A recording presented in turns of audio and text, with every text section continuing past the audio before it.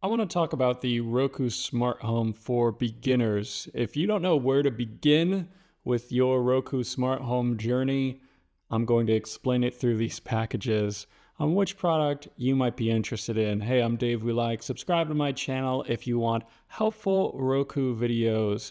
So today we're talking about the smart home. Basically, the smart home allows you to connect all these devices, but you don't need them all in order to function as a smart home. You can just buy light bulbs if you want it. You could buy just a doorbell if you wanted, right? It's that simple. It's totally up to you, totally customizable.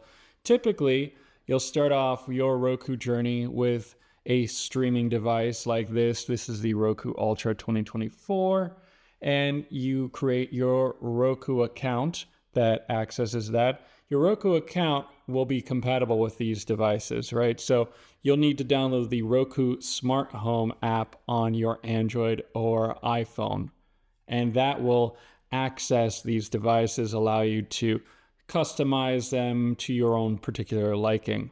So that being said, one of the key things as well is with the Roku Ultra 2024, you get the Roku Voice Remote Pro 2, which is also over here. Well, this is his first one.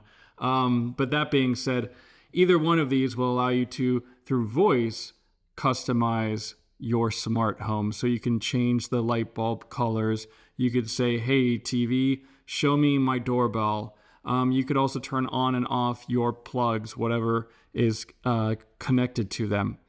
And then over here, what is this one? This is the home monitoring system. So this is a really interesting device because this will actually connect to all your other devices as well when you're monitoring your home. And you can do it in multiple different ways. You could have Roku Monitor, in which you pay a monthly fee, or you could be monitoring the home yourself via your app, your Roku Smart Home app, and it's free to do so that way. So it comes with this little hub. It comes with the little pin, so you can insert your pin number when you're home, set it to when you're away, and it'll lock down your house, right? This is a motion sensor. These are for your doors to know when they're open, closed.